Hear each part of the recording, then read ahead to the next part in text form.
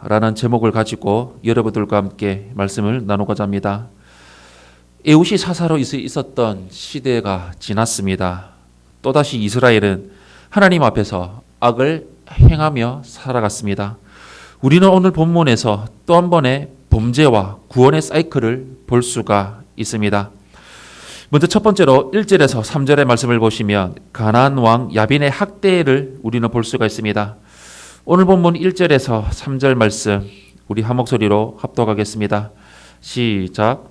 에웃이 죽으니 이스라엘 자손이 또 여호와의 목전에 악을 행하며 여호와께서 하솔에서 통치하는 가나안 왕 야빈의 손에 그들을 파셨으니 그의 군대 장관은 하롯셋 학고임에 거주하는 시스라요 야빈 왕은 철병거 900대가 있어 20년 동안 이스라엘 자손을 심히 학대했으므로 이스라엘 자손이 여호와께 부르짖었더라. 아멘. 이스라엘 역사는 죄악의 역사입니다. 여호와의 목전에 악을 행했다는 표현은 앞서 사사 에웃의 등장 때도 똑같이 사용되었습니다. 변함없이 반복되는 죄악의 역사는 모든 세대가 은혜가 아니면 살아갈 수 없음을 보여주고 있습니다. 하나님은 이스라엘 납달리 지파의 지경에 있는 북부 가나안 하솔의 가나안 왕 야빈에게 넘기셨습니다. 그는 시스라라는 군대 장관을 따로 둘 만큼 군사력이 매우 막강했습니다. 그들에게는 철병거가 900대나 있었습니다. 당시 철병거는 변변한 무기가 하나도 없었던 이스라엘에게는 절대로 이길 수 없는 군사력의 상징이었습니다. 가나안 땅을 처음 점령할 때도 이스라엘은 철병거를 가진 가나안 주민들을 쫓아내지 못했습니다. 야빈은 이스라엘 자손들을 매우 심하게 학대했습니다. 하나님이 함께하지 않으시는 이스라엘 백성은 세상의 힘에 의해서 지배당했습니다. 힘 있는 사람이 힘 없는 사람을 다스리는 것이 세상입니다. 이스라엘은 여호와께 부르짖는 것밖에 할 수 없었습니다. 그런데 그것이 그들의 능력이었습니다. 두 번째로 4절에서 5절의 말씀을 보시면 사사 드보라를 우리는 볼 수가 있습니다. 오늘 본문 4절에서 5절 말씀 우리 한 목소리로 합독하겠습니다. 시작. 때에 라피도세 안에 여선지 드보라가 이스라엘의 사사가 되었는데 그는 에브라임 산지 라마와 베델 사이 드보라의 종려나무 아래에 거주하였고 이스라엘 자손은 그에게 나아가 재판을 받더라. 아멘. 새로운 구원자로 세움받은 인물은 여선지자 드보라였습니다. 하나님은 역사상 여러 여선지자를 통해 일을 하셨습니다.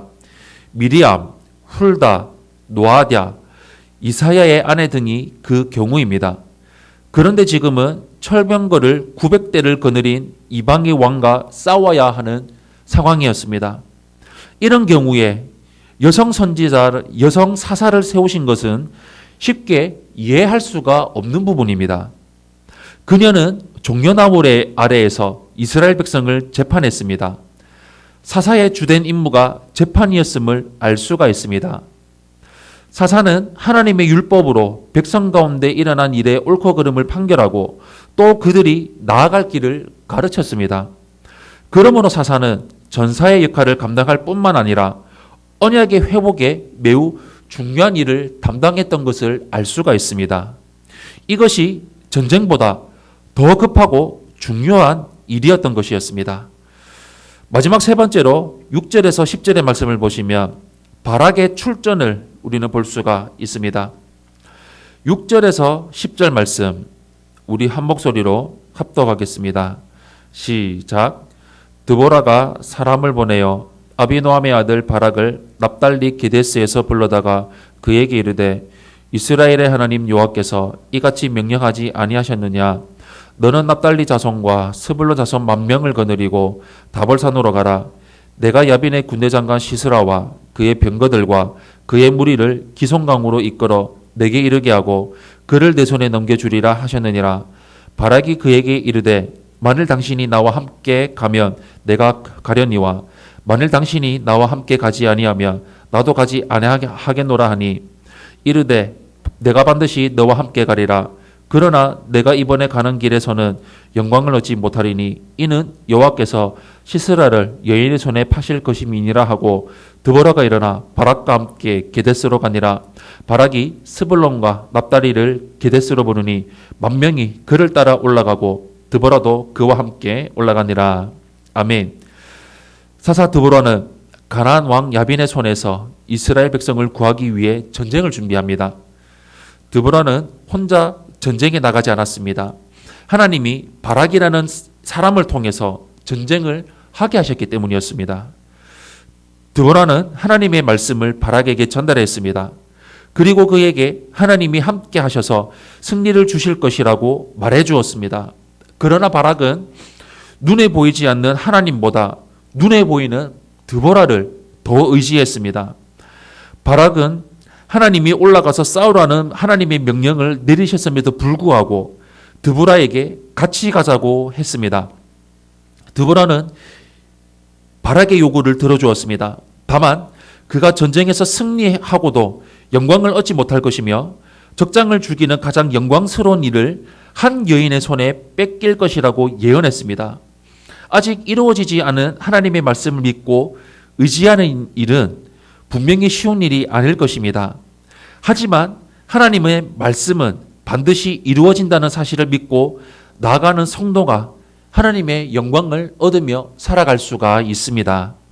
사랑하는 성도 여러분, 드보라는 이스라엘이 압제받는 상황에서 하나님의 언약을 기억하고 하나님의 영광을 위해 은혜를 입었기에 쓰임받았습니다. 하나님은 사람의 재능이나 능력을 기준으로 당신의 일꾼을 선택하지 않으십니다. 남자든 여자든 능력이 있든 없든 간에 하나님의 약속을 믿고 순종하는 사람을 통해 일하시고 당신의 영광을 드러내십니다. 우리가 살아갈 때마다 종종 이런 일을 겪을 때가 있을 것입니다. 셀장님을 통해서 나의 영적 리더인 담임 목사님을 통해서 이러한 요구를 받을 때가 있을 것입니다. 그럴 때 나는 할 수 없는데 내가 할 수 없는 능력이 있는데 왜 나를 이렇게 시키실까? 정말 나는 할 수 없어요. 내가 이렇게 할 수 있을까라는 일들이 있을 것입니다. 그럴 때 그냥 아멘 하겠습니다. 순종하며 나가겠습니다. 라고 고백하면서 나아갔으면 좋겠습니다. 그럴 때 하나님의 놀라운 역사가 일어나게 될 것입니다. 내가 할 수 없는 상황에서 내가 할 수 없는 일 가운데서 그 가운데서 우리가 늘마다 찬양으로 고백했던 나의 등 뒤에서 나를 도우시는 주, 이 고백이 실제로 이루어지는 고백이 될 것입니다. 우리 삶 가운데 이러한 일이 있을 때 아멘, 나가겠습니다. 순종하겠습니다. 라고 나가시기를 바랍니다. 그럴 때 나의 모습을 통해서 나의 삶을 통해서 영광 받으실 그 하나님의 능력이 우리 가운데 부어지게 될 것이며 나를 하나님께서 귀하게 쓰실 것입니다. 우리 평생 하나님 말씀에 순종하면서 영적 리더의 말씀에 순종하면서 하나님 앞에 기쁘게 쓰임받는 주님의 자녀로 주님의 도구로 살아가는 우리 삶이 되시기를 예수님 이름으로 간절히 축원합니다. 아멘.